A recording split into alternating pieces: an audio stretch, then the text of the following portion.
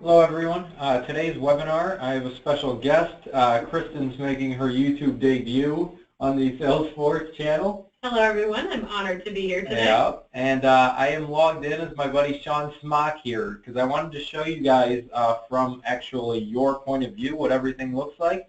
And we're going to start off today's video, and I'm going to do them kind of in chunks. So we're going to try to go with this same lead that we're going to enter today and kind of put them in through the entire process so you guys have an idea of how the entire process works, but we're going to separate the videos so you can rewatch the parts that you may not be 100% on instead of having to watch the entire video. So we're going to start off with entering in a brand new lead. This lead would be somebody that we were either referred to by, someone who reached out to us, basically a brand new person that is not in the system yet.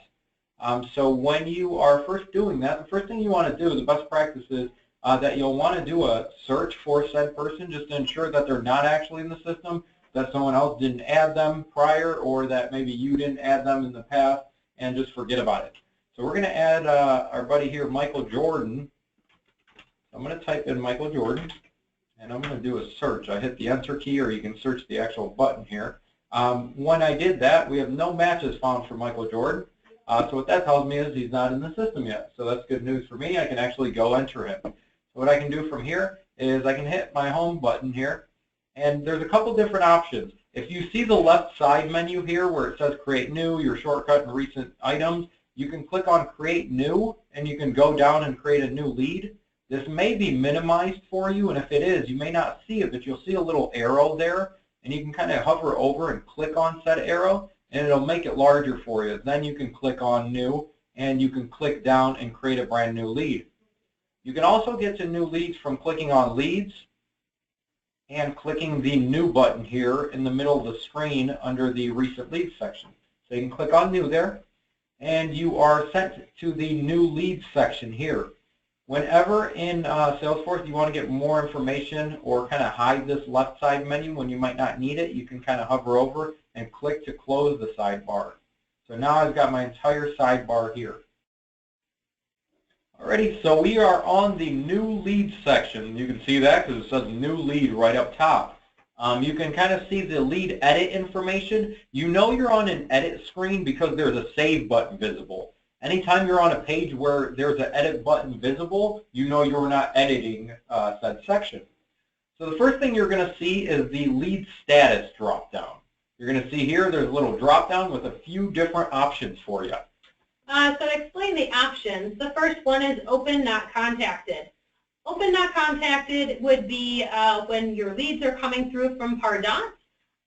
You know, you have not reached out to them, you've not talked to them, nothing. So that's how you know that it's a brand new lead that has not been worked, so you got your work cut out for you. The second option is working contacted. And this means that you've tried to reach out to this lead. You've either left them a message, they've called you, you guys have been in communication, or you've attempted communication with them. This is working contacted. Close converted. So the name might be a little misleading here. Close converted means that you would like to proceed with them in the sales funnel, so you are closing them as a lead so you can convert them to an account. The last one is unqualified, and so that's after you've spoken to someone and you find out that perhaps they were interested in a job opportunity and came through by mistake, or they were looking for a product that your community doesn't offer, or they were not eligible for some other reason. That's when you would mark them unqualified because you are choosing to not proceed with this lead. So for this example with Michael Jordan, you had received the email from him, and we're going to click on Working Contacted. Perfect. So we're going to go ahead and do Working Contacted. You can put in if they would like to go by Mr., Miss, Mrs., Dr., Professor. We'll go ahead and call him Mr. Michael Jordan. So we'll put in his first name. If you have a middle name, you'll see some of these fields are required. You'll see by the little red bar next to it, so last name is something that is required. Obviously, the more information you have, the better. Email address is a big thing. You'll see at the bottom we've got a section called the Pardot section. That's a third-party program we're going to be using for campaigns and sending out different information via email that'll automatically get sent out for us. Anyone who has an email address entered here, though, will get said email. So if you have an email address, you want to make sure you're entering it in here just so we can get extra touches with the leads. And since the email is so important to allowing your prospect to be nurtured through the marketing automation platform, there's also a box that it says no email that you will see at the bottom of the screen that you would need to check in the event that they did not have an email. That's an additional way to ensure that before you leave the screen, you either have entered an email if available or said no, they do not have an email. Perfect. And you can see on this one I actually entered in his email address. And I also entered in a phone number. You have fields for additional phone numbers if you have one. Under that, there's a rating. And for the rating, you can either rate someone as hot, warm, or cold, and you can reference your handy definition sheet in order to know which one to use at which time. Yep. I'm going to go ahead and put in Michael as a warm lead for now. Marital status, we can say if we know the marital status. A lot of this information, most of this information actually that isn't required, that you don't have initially, you can come back in and edit later. So I'm going to say that I'm not sure if he's married yet. The relationship, though, let's go ahead and say, you can see here, the little question mark on here is kind of cool. You can hover over that if you're not sure. It says choose a relationship to the prospective resident. So you can say here, hey, Michael is actually inquiring about a unit for his mother, Megan. So we'll go ahead and say that this is the son. Find son on here. We'll say that Michael, actually the primary contact, is going to be the son. And that will help you when you view this as an account, which we will get to in another video. That'll help you to know, see everyone in the household, to know who's who and who to contact for what questions. Absolutely. And you can see here the lead owner is going to default to your name. I am logged in, like I said, under Sean, so it's going to default to Sean's name. Under lead owner, there's an account section. The account is going to be where we're actually going to name for in case we do convert it to an account. So the best practice that we've kind of been using is to use the last name and then household. So I can go ahead and put in Jordan household here. I know on some of these, assuming they have a different last name from the prospective resident, initially you can still use the last name of the account because you can, once you convert them over to an account, you can do searches on, the prospect's last name. You always have the ability to update the account name. So later in the prospect pipeline, if you find yourself, referencing the prospective resident's name more, you can come in and change it from the account, Jordan household to maybe what his mother's last name is if it's something different. But for now, we're going to go ahead and call it the Jordan household. After account, you'll see lead source. So this is going to be the actual source that, drove them to reach out to us or how we got a hold of them, basically. And this is important. So in order to determine lead source during the sales process, you will want to ask the question, so how did you first find out about us? The lead source is primarily tracking marketing and taking a look at what marketing resources were the first touch point for this family. So in this situation, Michael Jordan found out about us through the referral website, A Place for Mom. So we would click on paid referral, and then you were able to see source, and A Place for Mom is at the top. So you can click on that because that's how he first found out about us.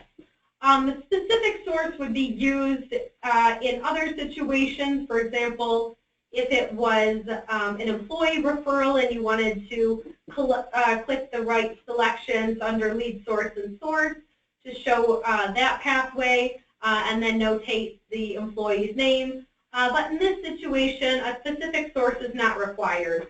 The next box is preferred move-in date, and this is an estimate based on the best information you have available to you at this time. So Chris is going to select the preferred move-in date for Michael Jordan's mother. Yep. So if in the initial email, for instance, he said, hey, I want to have her moved in by the summer or by the end of the summer, that can tell me, hey, let's assume by the end of August. It's not a required field, so when you first enter the lead, if you're not sure, this is not a required field. You can always come in and edit it later, but we'll assume that, on my initial contact, with them. They told me exactly, by the end of summer. And the connection's an interesting box. This is while you are working a lead. Maybe you were able to bond over something in initial conversation. Perhaps you both, grew up in a small town, or, as you learn about the prospective resident or the family members, like whoever you're speaking to is the lead. In this situation, you guys are connecting because both Sean and Michael Jordan are Bulls fans. So this is a great spot for you just to notate something quick during this initial section. Yep, and I'm not a Bulls fan, for the record. I just threw that on here since we were using Michael Jordan. So we've got our top section, the lead information section, pretty filled out here, which is really good for a lead. So again, if any of this information that is not required we don't have initially, it's okay. You can come back in and update it, but you do want to put in as much information as you have initially.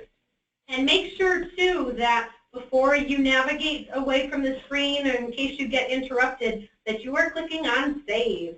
You absolutely don't want to lose this information that you've been doing a great job of entering so far, so hit Save. The next section that we're going to talk about, since it was a place for mom referral, is product type. So in the email, they had indicated that it sounded like she would be looking for some sort of independent living. So Chris will click the arrow that will move it over to the box that was chosen. But if you're unsure and you think it might also be enhanced living, you can move that over too. And you can make sure that you get clarification later. The next spot is community. So you want to make sure that you select the correct community. You do have the ability to select multiples, although in most situations you will just be choosing one. You may choose multiple communities if they're located very closely in proximity, or perhaps they're interested in one, but we don't have it open yet, and so they're going to live at one of our sister communities during the construction period. The next part is going to be the address information that you will need to fill out.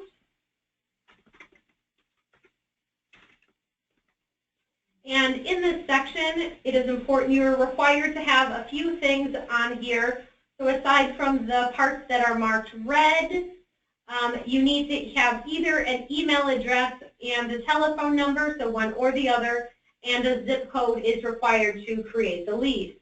So in order to have the zip code required, maybe they don't feel comfortable sharing their entire address with you depending on the situation. But if you're able to just capture the zip code like they do at a grocery store or at a retail setting, then you'll be in good shape and you can continue on. Under the additional information, you'll see a few options. Deceased does seem weird to have on here, as we obviously, are not entering in deceased leads. But we want to have this section available because if you find out at some point that you are working a lead and the prospective resident has passed away, you want to make sure you click that box so that we do not continue to market to them, particularly if we have their email address and they're part of our marketing automation platform, Pardot. You can also choose if they're a veteran. If you do not have an email address from above, you will need to select no email. It's kind of a check and balance to make sure that you at least inquired about it. And then the unqualified category and unqualified type are options for if you would need to select them that they were unqualified. But at this point, that's not important because we would like to convert Michael Jordan into an account and continue on with him in the sales process. The last part on this page that you have the option of filling out is campaign. Campaigns are business development events and other large events, for example, a grand opening, that we would like to know and be able to track who attended, their RSVP status, and just another touch point to figure out what drove someone to ultimately moving into our community. So at this point, with everything filled out, we can hit Save. Yep. And you've actually got the option if you're entering, so for instance, if you had a list of leads come in you could hit save, or you can hit save and new. And save and new is kind of cool because it'll direct you to a brand new page to enter in a new lead. But we're going to say that we only want to save this one and start working on this one. So now, once you hit save, you will see here we are on Mr. Michael Jordan's page. You have the ability up top to hide the feed, again, like on the home page, or you can show it. You can post things onto this account that anyone can see once they come on here. You have the ability to follow this account too, so you can see updates on it on your home page, on your feed. So if anyone makes any changes, anything gets updated, you could do so. You can attach files, ask questions, a bunch of different information. On another webinar, we'll get more into the chatter options, so don't worry so much about that now. I'm going to go ahead and hide this section just to give us a little more room. Up top, you can quickly see if there's any files attached to it. You can quickly upload them. If there's any notes, you can click on New Notes. You can see any new, open activities on here associated with the lead. You can attach new tasks, new events, and you can see the activity history on here as well. All that's at the bottom of the page, but it's nice because it gives you a little number next to it to see what you got there. You can kind of click in from there.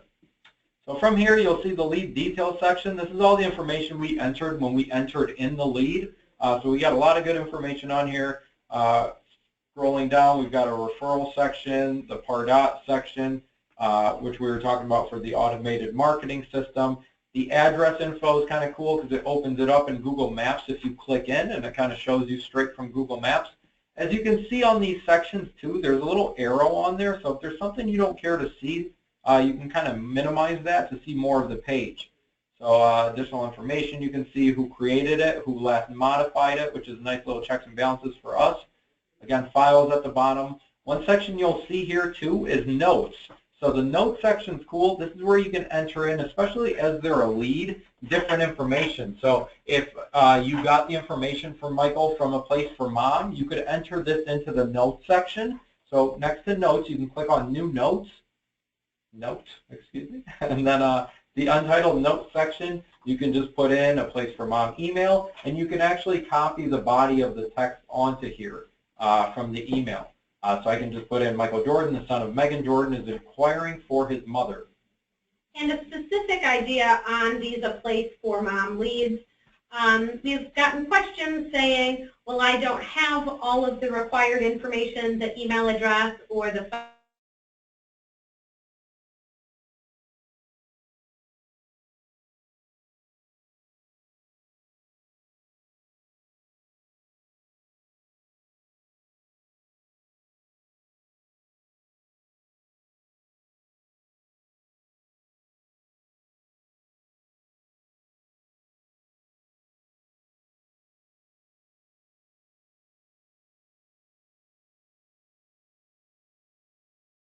Hierarchy, and it will be very straightforward to know who to contact for what. So Chris can go ahead and save this note. Cool. So it says it's saved as of this date and time. So what I'm going to do now is we're going to assume we're all done with Michael. Usually you'll want to get in the habit of creating a task or an event, but I'm going to go over that in another webinar for you. I just kind of want to show you guys how, hey, later down the road, how we find this lead, or later in the day, or next time he calls, or we want to do something with it. How do we find this lead, right? So you can go up again in the search section, and we can type in Michael Jordan, or you can just type in Jordan, or you can type in just something to pull it up. The more you type in as far as the search, the more specific it'll be, obviously. So if I type in Michael Jordan, I will see on here, hey, I have a note that has Michael Jordan's name in it. I can actually get straight to the note from here, which is kind of cool. And I have a lead for Mr. Michael Jordan, which is nice. So from here, I see, hey, this is my lead, Mr. Michael Jordan. I like to get in the habit of clicking on the account household just because it gives me an overview of the entire page. So I'm going to click on the Jordan household here, and it will actually take me to the lead detail page. So you will see it will take me to the exact same page I left off on. So I can quickly get back to here. I can add more notes, add new tasks, events, see my activity history, and all that good stuff straight from his lead detail page. So congratulations, you have now created a lead, and stay tuned for our next video about how to continue with Mr. Michael Jordan in the sales process and convert him over to an account, because, hey, your conversation with him was really good. His mom seems like a great candidate for our community, and you would like to move along. Absolutely. And again, if you need to make any updates on here, you'll see when you hover over a section like this, the little pencil icon appears. If you double click, it kind of makes it editable for you. So you can double click on there and then hit save once you're done making the changes, and it'll update for you. Or you can just click edit above, and it'll make the whole page accessible to make edits to. So you can make updates to the lead status or any information that may have changed. If their product type changed, you can go in now and say, hey, they're only independent. You can choose what has been chosen and take it away and say now it's only independent. Hit save, and it is updated. So again, congrats, you put in your first lead. We're going to take Michael through the entire process in the span of our webinars, but we wanted to break them up just so it's not one long webinar for us. So thank you for tuning in. Again, if you have any questions ever, feel free to shoot an email to SalesforceSupport@sigholding.com, and Kristen and myself will get back to you as soon as we can. Thank you.